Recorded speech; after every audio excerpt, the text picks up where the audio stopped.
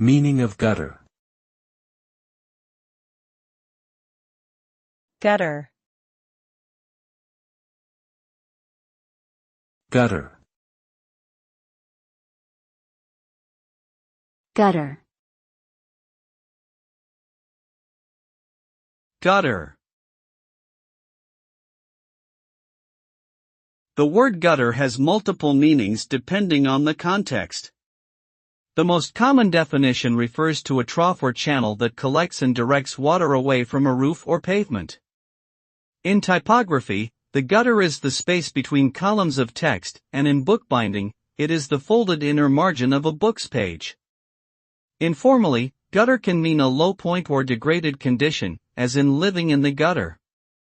Overall, gutter describes a physical or figurative location where something flows or collects in an organized or disorganized manner.